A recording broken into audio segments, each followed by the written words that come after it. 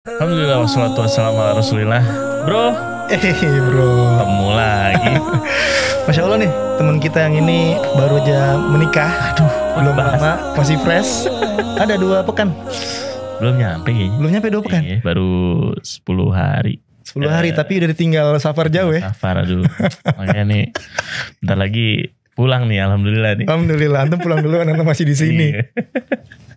Alhamdulillah. Gimana kemarin pernikahan, aman ya? Gak ada bentrok sama keluarga? Udah pada ngerti semua sih ya? Ya beberapa sih ada sih, cuma makanya nih, karena ntar sekalian mau tanya nih ke guru kita nih. Oh gitu. Maksudnya Antum ada masalah berarti? Enggak, bukan ada masalah. Cuma maksudnya ada lah, kan belum semua Oke. paham gitu kan. Jadi nanti kita tanya langsung nih sama guru kita nih, Ustaz Khalid Wassalam. Alhamdulillah. Assalamualaikum Ustaz.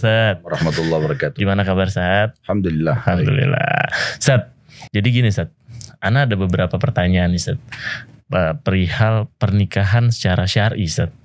Nah ini kan banyak nih Ustaz, zaman sekarang nih udah mulai mereka melaksanakan pernikahan ini dengan cara labelnya sesuai dengan syariat, sesuai dengan syar'i. Nah sebetulnya pernikahan yang sesuai dengan syar'i itu gimana Ustaz? Tafadhol Ustaz. Iya, alhamdulillah wassalatu wassalamu rasulillah. Sebenarnya sebelum akad nikah ada khidbah. Khidbah ya, proses khidbah. Khidbah itu sebenarnya melamar.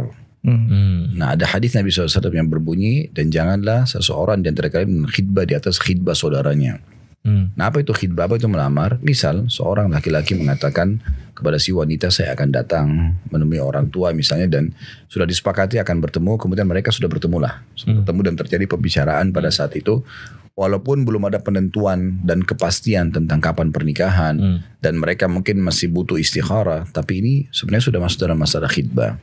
Artinya jangan si akhwat ini atau ukhti ini membuka lagi pintu kepada ikhwan yang lain sampai nanti sudah diputuskan. Kecuali dalam pertemuan itu sudah langsung diputuskan, mengatakan misalnya maaf kami belum bisa dan seterusnya. Nah, itu. Tapi kalau masih digantung, baik kami akan pikirkan dulu misalnya, itu masih masa khidbah namanya. Oh berarti harus jelas tuh ya Ustaz ya, nggak bisa tumpang tindih begitu ya? Tidak boleh. Tapi masa itu ada kadaluarsanya nggak Ustaz? Misal nggak ada jawaban lama-lama nih, kapan dia tuh dibilang udah kadaluarsa? Makanya harus keluarga ada keputusan. Akhwatnya ini kasih keputusan. Oh didesak ya untuk jawab ya? Pada saat itu dia langsung mengatakan misalnya maaf kami belum bisa. Atau dengan kadang-kadang dengan lembut ya, penolakannya misalnya anaknya masih mau sekolah, ayahnya masih belum respon. Nah sudah selesai, dengan ikhtiar ke orang lain aja.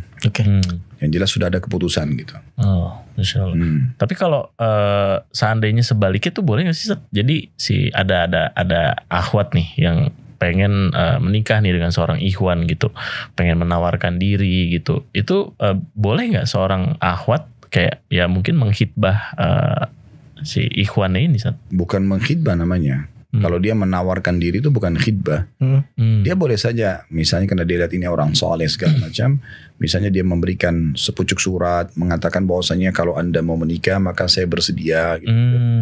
Itu bahasa seperti itu tanpa harus ada pelanggaran agama masih bisa saja. Tapi itu bukan berarti akhwatnya yang mengkhidbah gitu kan. Nah khidbahnya dari pihak laki-laki ke pihak wanita. Ya.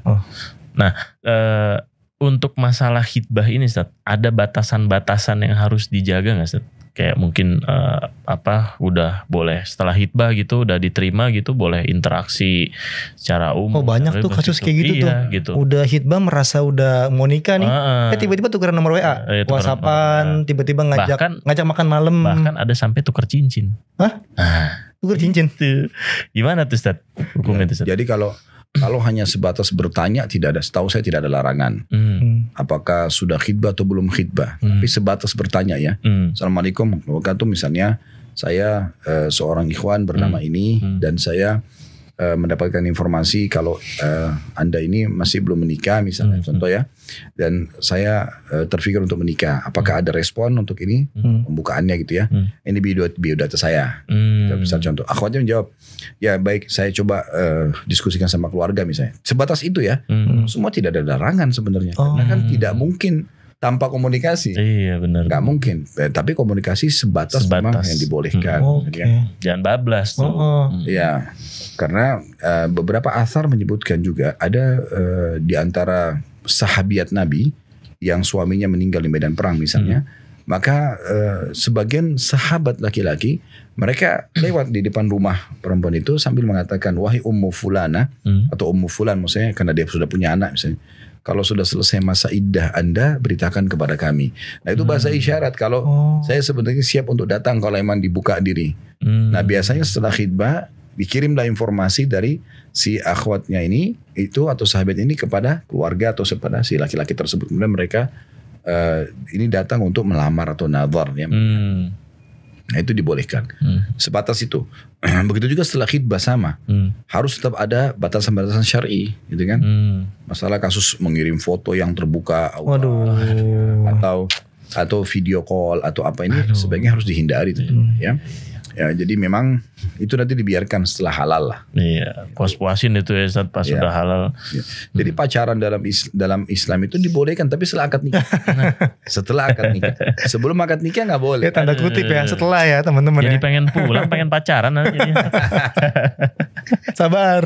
Anda tahu, Anda pengantin baru, Anda tahu, sabar. Ya, karena dalam hadis Nabi SAW itu salah satu yang tidak dihitung sia-sia di sisi Allah adalah bercandanya suami istri. Artinya walaupun mereka begadang, bercumbuan, bercengkerama itu tidak dianggap sia-sia, bukan buang-buang waktu. Sementara buang-buang waktu kosong kan dalam Islam juga ada tegurannya sendiri. Gitu. Itu berarti kalau udah suami istri tuh kayak ibarat nomor rekening tuh nambah terus tuh ya Ustaz, karena pahala terus tuh Ustaz. Oh iya, kalau saya membahasakan rumah tangga itu adalah jalan tol menuju ke surga. Ya. Dan itu sumber pahala yang sangat besar. Karena seorang istri dengan hanya menunggu suaminya di rumah, aktivitas umum lah, masak, bersihin rumah, kalau sudah punya anak, urus anak, tunggu suami datang, itu sudah pahala semua. Begitu juga seorang suami, dia pulang keluar pagi, cari rezeki untuk keluarganya, dan itu dihitung dalam sebuah hadis seperti orang yang sedang di jalan Allah tuh berjihad, gitu kan. Kemudian dia pulang ke rumah, lalu dia berinteraksi sama istri, sama anaknya, ini semua pahala. Jadi sebenarnya dalam rumah tangga kita tuh sudah ada kunci tiket-tiket ke surga. Gitu. Masya Allah. Tinggal bagaimana orang bisa menjaganya itu. Pahala terus tuh. Pahala terus ya. Sampai meninggal ya Ustaz. Pahala terus ya. Meninggal. Jadi gini, kalau orang puasa, kan sering saya gambarkan di ceramah-ceramah itu, kalau orang puasa dari mulai sahur sampai buka puasa, apapun yang dia lakukan dari aktivitas selama bukan dosa ya, dia berada di sebuah bahtera namanya bahtera puasa. Ya kan, misalnya dia lagi tidur, tapi kan dia lagi puasa. Dapat pahala tuh. Pahala puasanya tetap jalan kan.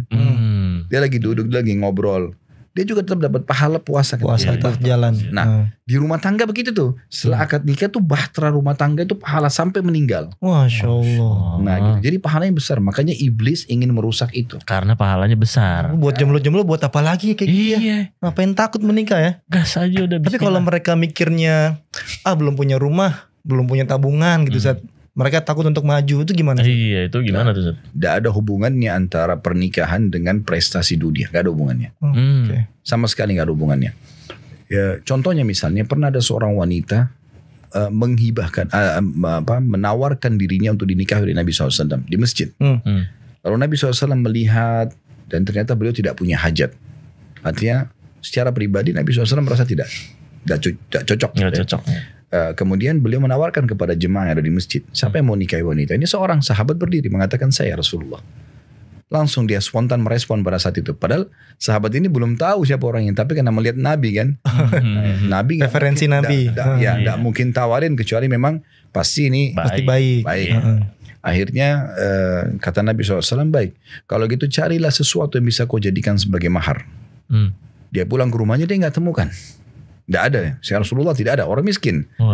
Lalu kata Nabi SAW, iltamis walau khataman min hadid. Coba cari walaupun hanya cincin dari besi. Jadi bukan perak, besi dibundarin jadi cincin. Besi orang bisa di jalan segala macam itu bisa saja. Tapi dia pulang, dia kembali mengatakan, ya Rasulullah, saya nggak punya. Allah. Masih nggak punya juga. Terus gimana tuh Ustaz? Akhirnya kata Nabi SAW, apa kau punya ayat-ayat Al-Quran yang kau hafal? Dia bilang iya. Kata Nabi SAW, saya nikahkan kamu dan itu jadi maharnya. Masya Allah. Akhirnya menikahlah dua orang ini. Maharnya itu adalah ayat Al-Quran. Sebenarnya semudah itu ya Ustaz. Iya. Kenapa harus takut gitu untuk maju ya? Ingat tuh, gak ada hubungannya. Belum punya rumah, belum punya mobil. Prestasi dunia gak ada hubungannya sama menikah. Karena menikah itu bagian daripada ibadah. Kalau kita selalu menghubungkan menikah itu harus sarjana dulu, harus punya mobil, harus punya rumah. Umur berapa dia akan kapan mau nikah? Sementara gejolak syahwat mulai dari balik. Misalnya dia baring 14 tahun. Dia nikah umur 35 tahun. Bayangkan berapa tahun tuh. Iya. Gejolak syahwat yang ada. Nah kalau dia tidak terkontrol secara keimanan, dia akan lari ke tempat. Apalagi hari gini tuh fitnah di mana-mana. Aduh. Kasian buka sosial media, ada TikTok. Aduh. Nah jomblo-jomblo suruh pada ini deh daftar mawadah. Iya daftar mawadah tuh, ya. Insya Allah bisa kita tolong di situ. Benar. Nah dari proses khitbah ini sampai ke akad nikah ini biasanya tuh idealnya atau bisa dimulai kita mulai akad nikah itu biasanya gimana tuh Ustaz? Makin cepat makin bagus. Makin bagus. Di hari itu kalau bisa melihat dan mengkhitbahnya saya akan menikah, terus langsung ditentukan misalnya nanti malam pernikahan. Kenapa tidak? Di hari itu? Di hari itu juga bisa. Insya Allah. Ya. Kan tidak ada sesuatu yang menghalang untuk itu kan? Karena gini, banyak orang selalu membahasakan gini, saya kan belum kenal dia. Baik, perkenalan itu terjadi setelah akad nikah. Disitulah perkenalan yang sebenarnya kita biar pacaran naudzubillah 10 tahun sebelumnya, sebenarnya kita belum kenal karena belum masuk ke ranah pernikahan. Makanya ada orang 10 tahun menikah, pacaran setelah nikah 2 bulan cerai. Karena pada saat mereka pacaran cuma liatin yang bagus-bagusnya saja. Pas akad nikah keluar aslinya. Habis mandi buang anduk di kasur basah. Curhat nih. Kalau itu sih masalah teknis, kita harus bedain mana teknis dan mana pelanggaran agama. Teknis itu kayak misalnya kerapian, mungkin akhwatnya belum terlalu kuasai masakan, itu teknis bisa kita diskusikan dan kita bisa ikutkan dia perbaiki bersama-sama. Tapi kalau pelanggaran agama ini yang memang fatal, saya tidak mau tutup aurat, nggak mau sholat, gitu kan, mabuk-mabukan, nah ini semua mungkin yang fatal. Tapi kita ingetin dulu dong, saat kita ingetin, baru setelah itu kalau udah nggak bisa lagi diingetin kita talak gitu. Kalau memang la qadarullah, semoga Allah tidak takdirkan, tapi ada orang terlanjur menikah dengan orang yang fasik, laki-laki yang buruk atau fasik perempuan yang buruk. Nah itu memang arahnya dia harusnya setelah menikah dan dia baru tahu, ya sudah ini dia tinggal cuma perbaiki dan nasihatin. Kalau dia sudah nasihatin dan luruskan tidak pernah bisa, ya istikharahkan aja. Minta petunjuk sama Allah, karena istikharah itu jalan pintas kan, untuk minta petunjuk sama Allah. Jalan pintas diterimanya doa. Sudah kita minta kalau ini baik, Allah akan ubah dia. Kalau dia buruk, maka Allah akan alihkan. Dan kita memang saya sarankan kalau seperti ini jangan dihabiskan umur sama orang-orang seperti ini kalau memang tidak bisa diluruskan secara agama ya. Sampai Syekh Utsaimin rahimahullah mengeluarkan sebuah fatwa dalam kumpulan fatwa beliau, bolehnya seorang wanita meminta perceraian dari suami yang tidak menjaga sholat 5 waktu. Ya, karena sudah masuk dalam kewajiban agama. Dinasihatin nggak mau gitu kan. Nah, balik lagi nih Ustaz ke masalah tadi akad nikah Ustaz. Itu sebetulnya kan banyak juga nih Ustaz. Bahkan ada beberapa yang Ana tahu gitu, akad nikah ini dilaksanakan secara online. Ana pernah nemuin tuh kayak gitu. Ada kayak gitu. Jadi si ikhwannya akad nikah kan harusnya salaman tuh kan sama walinya si akhwatnya. Hadir di situ kan. Ini nggak hadir, jadi cuma video call doang tuh Ustaz. Itu gimana tuh Ustaz hukumnya Ustaz? Allahu alam. Kami pernah tanyakan ke beberapa masyayikh dan jawabannya itu memang harusnya wali hadir. Kalau dia tidak bisa hadir, jangan online, tapi dia wakilkan kepada orang lain. Diwakilkan, lebih afdol ya Ustaz. Jangan video call. Itu banyak tuh kemarin tuh. Nah, setelah prosesi akad nikah nih Ustaz, ini kan biasanya kan ada walimah gitu kan Ustaz. Nah, walimah ini tuh sebetulnya hukumnya gimana sih Ustaz? Jadi kan mungkin kalau di Indonesia nih lebih dikenalnya kayak resepsi kayak gitu kan Ustaz. Ini sebetulnya yang sesuai dengan tuntunan syariat nih seperti apa nih Ustaz? Walimah itu sendiri Ustaz. Jadi kita mulai dulu dari akad nikah ya. Jadi akad nikah itu kan harus ada hadir wali wanita, itu penting. Karena kata Nabi SAW, wanita manapun yang menikahkan dirinya tanpa izin walinya, nikahnya batal. Wali itu adalah ayah kandung. Jadi walaupun ibunya setuju, kalau ayahnya tidak setuju nggak bisa. Nggak bisa tuh Ustaz. Ya, dalam bab bakti kepada kedua orang tua, pelayanan kita dahulukan ibu. Tetapi untuk pernikahan khusus bagi anak perempuan itu harus melalui ayah. Ini poin penting karena banyak salah kaprah tuh di antara laki-laki yang datang melamar seorang wanita, ayahnya nggak setuju tuh, ayahnya nggak setuju. Dia datang kepada ibu si wanita, kalau ibu wanita ini memaksakan diri untuk menikahkannya, padahal ayahnya nggak setuju, ini nikahnya batal. Wah itu kan? Banyak tuh kejadian. Nggak boleh sembarangan gitu. Kemudian juga selain wali ada, dia harus ada 2 saksi, orang terpercaya dari laki-laki, dari kalangan laki-laki. Kemudian yang ketiga ada kalimat akad, ya. Yang keempat ada mahar yang diletakkan situ. Maka semua ini kalau berjalan insya Allah sudah dianggap sah pernikahan tersebut ya. Dan ini mulianya Islam karena hanya dengan kalimat akad, kata wali saya nikahkan kamu sama anak perempuan saya Fulana binti Fulana dengan mas kawin ini, si calon mempelai laki-laki mengatakan saya terima nikahnya. Ya, dengan mahar yang tersebutkan itu, atau dia dengan lengkap saya terima nikahnya Fulana binti Fulana dengan mas kawin ini, maka sudah sah. Dengan itu saja sudah sah mereka berhubungan biologi sepuasnya sampai bisa turun jadi halal. Ini bedanya antara nikah sama perzinahan. Zina karena tidak melalui prosesi ini saja yang hitungan menit mereka jadi haram gitu kan. Anak pun yang lahir nanti tidak ada status yang jelas karena dianggap anak zina. Nah ini yang perlu diperhatikan. Nah setelah akad nikah selesai, nah, barulah kemudian kita pindah ke acara walimahnya. Nah acara walimah ini memang dianjurkan. Karena Nabi SAW beranjak daripada hadis Bukhari, beliau pernah berkata kepada Abdurrahman bin Auf radhiyallahu anhu yang menikah dengan wanita Madinah. Nabi SAW mengatakan kepadanya, apa yang membuatmu bisa berubah seperti ini? Karena beliau penampilannya berbeda, biasa pengantin baru. Berubah gitu, pakaiannya, mungkin ceria wajah dan lebih fresh ya, kayak anak gitu bisa teh. Ya kurang lebih lah. Putihan kayaknya kemarin lebih fresh ya. Lebih fresh. Ya, akhirnya dia bilang, saya baru menikah ya Rasulullah dengan wanita Ansar. Kata Nabi SAW, apa yang kau kasih sebagai maharnya? Dia bilang sebuah emas seperti biji kurma. Saya kecil gitu. Terus kata Nabi SAW, awlim walau bisyat. Kalau gitu iklankan walaupun hanya dengan seekor domba. Gitu lah. Nah, bahasa awlim walau bisyat ini maksudnya perintah untuk walimahnya itu. Walimah adalah acara yang diadakan oleh kedua mempelai untuk mengiklankan kalau mereka sudah menikah. Nah ini sebatas kemampuan tentunya. Kalau dia mampu dengan seekor kambing tadi, alhamdulillah seperti Abdurrahman bin Auf radhiyallahu anhu, atau dia bisa lebih besar daripada itu juga nggak ada masalah. Nah, kemudian dia mengundang orang-orang yang terdekat yang paling penting, supaya jangan sampai kalau mereka jalan berdua jadi fitnah. Oh ini suami istri bukan? Nah dengan walimah itu mereka jadi ditahu. Tujuannya untuk menyebarluaskan gitu ya Ustaz. Cuma dalam masalah walimah harus ada hal-hal yang diperhatikan. Nah gimana tuh Ustaz? Ya, kalau kita mau bicara idealnya ya, syar'inya, maka yang paling baik adalah mempelai perempuan di tempat tamu perempuan, mempelai laki-laki di tempat laki-laki. Ya. Ini sudah banyak dicontohkan oleh teman-teman kita sekarang dengan ada dipisahkan dengan tirai misalnya ya.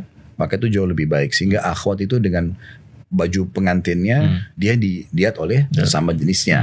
Nah ikhwannya juga begitu, dia tidak dilihat oleh mempelai atau tamu-tamu laki perempuan. Tujuannya untuk lebih menjaga. Ya.